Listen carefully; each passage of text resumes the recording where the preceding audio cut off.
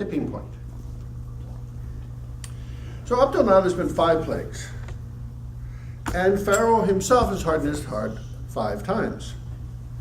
Different things happen in this one. This is the 6th. And starting in verse 8, and the Lord said unto Moses and unto Aaron, take to you handfuls of ashes of the furnace, and let Moses sprinkle it toward the heaven in the sight of Pharaoh.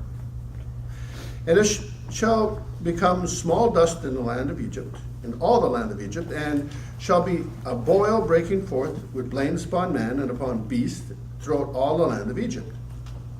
And they took ashes of the furnace and stood before Pharaoh. And Moses sprinkled it up toward heaven, and it became a boil, breaking forth with blains upon man and upon beast. And the musicians could not stand before Moses because of the boils, for the boil was upon the magicians, and upon the Egyptians. And the Lord hardened the heart of Pharaoh, and he hearkened not unto them, as the Lord had spoken unto Moses. Seems simple enough, but there's some interesting things going on here. The first part that is really interesting, it's easy to overlook, is he tells Moses and Aaron to take handfuls, in this case it's just Moses, so it's 2 handfuls, of ashes of the furnace and sprinkle it toward the heaven in the sight of Pharaoh. So the picture is he has 2 handfuls of ashes and he holds them up and he sprinkles them in front of Pharaoh. It looks kind of spooky, I guess, I don't know. But that really isn't the issue. The real issue here is the ashes.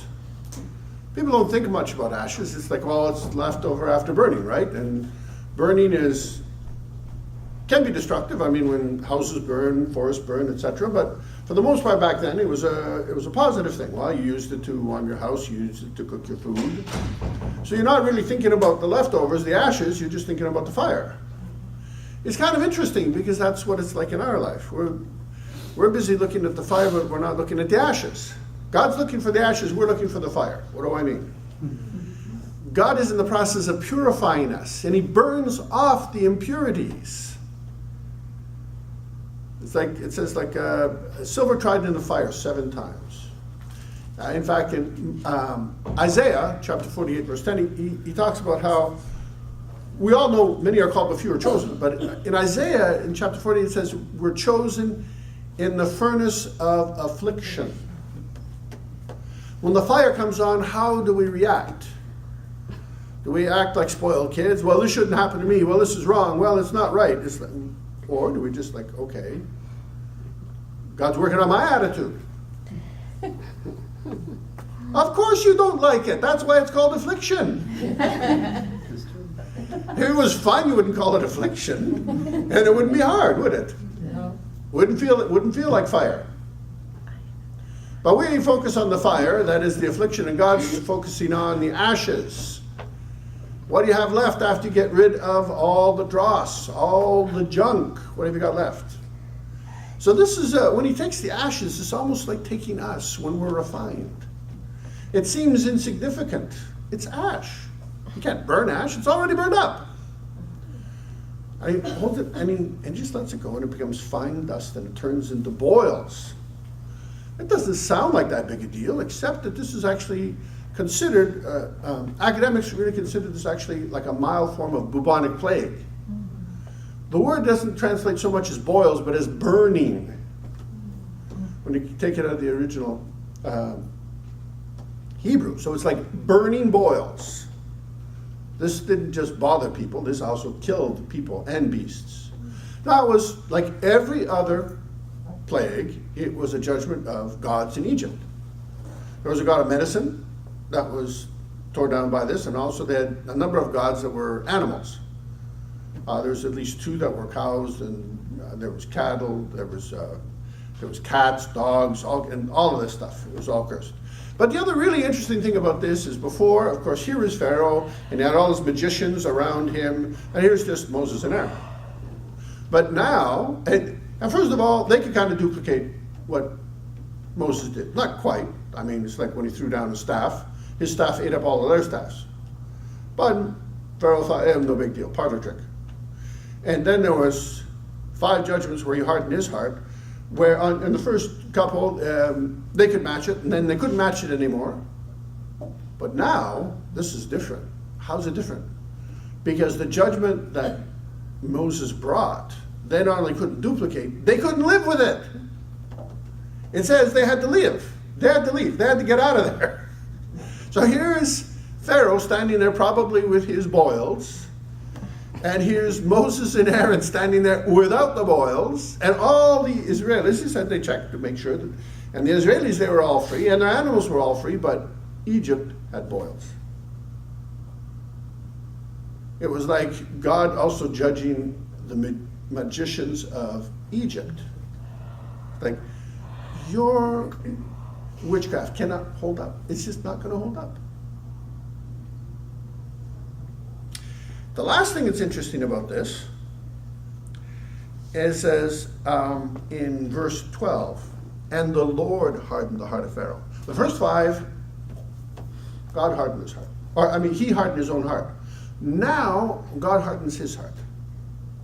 He probably doesn't recognize him. But if God hadn't hardened it, he probably would have let him go. So why didn't God let him go? Well, the logical answer is to say, first of all, well, God had more signs and wonders to show to Egypt, which is actually confirmed in next week's message, and you'll have to wait for that. But the other thing that's important about this is God gave him lots of time and chances to deal with it. 5 chances, in fact, exactly 5. And he didn't deal with it. Now God is saying, no, you are going to deal with it whether you like it or not. The point being this, just like with Moses and Pharaoh, God gives us a chance to straighten things out. And he'll talk to us repeatedly about things he wants us to deal with. But when we don't deal with them, there's judgment coming. And when the judgment comes, it doesn't matter whether you like it, you don't like it, whether you feel that you can give up or not, you're going to suffer the heat.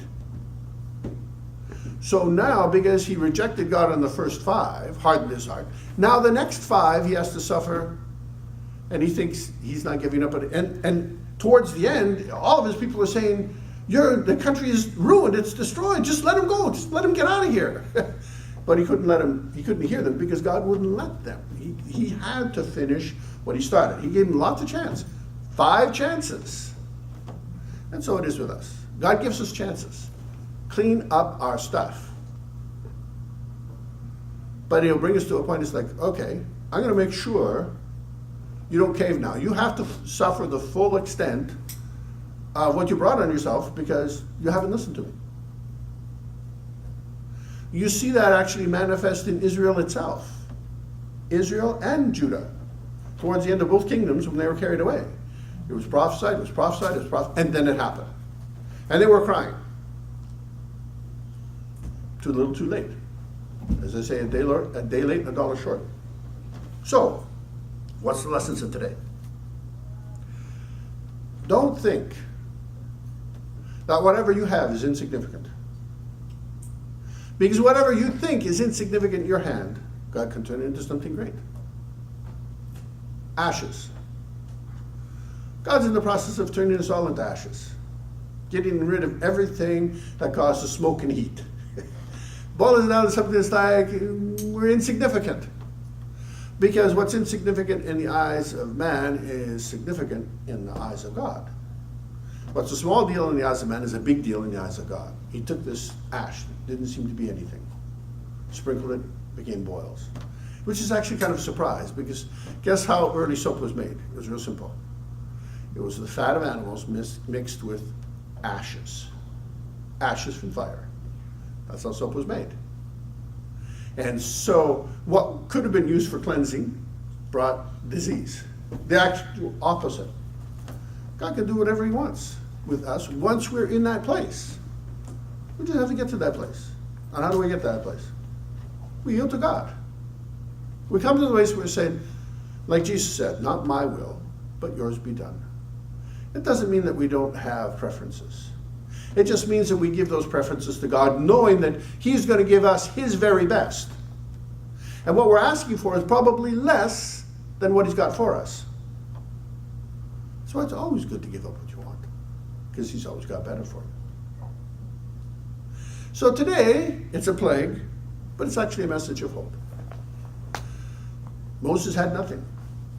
He wasn't elected to office. He didn't have wealth, he didn't have riches. He just had God. And God put him in charge of several million people, had him talking to probably or arguably the most powerful man on the earth at that time, Pharaoh. Actually, not even talking to him through his brother, which was kind of a downer for Pharaoh, because Pharaoh would have had people to talk for him. But he's talking to Aaron, who's talking for Moses. So God gave him an exalted position. He was never elected. He didn't have money. He didn't have power. He just had God. And God was so much better than anything else that he could have had. Amen. He didn't have to worry about keeping his position because God gave it to him. And that's something to encourage us. When God gives it to you, nobody can take it away. Amen. That's what we want to keep focused on. Don't strive to try to get it. Just get into the presence of God and he'll give it to you. It's not that you'll not have to work for it. God gave Israel a whole land. They had to go and they had to fight. But guess what? They never lost one man in the process. So it wasn't that much of a fight. We do have to apply ourselves, but we take one step and God goes 10 miles. Really. That's what we have to keep in mind. He never gives us anything that's possible for us, but it's always possible for him. And what he asks from us isn't so much what we do, it's just faith. Believe him. Do you believe him? Believe him. Yes. Believe that he wants to do right by you. Believe that he loves you. Believe that he's going to give you good things. Amen. And that's my message for today. Amen.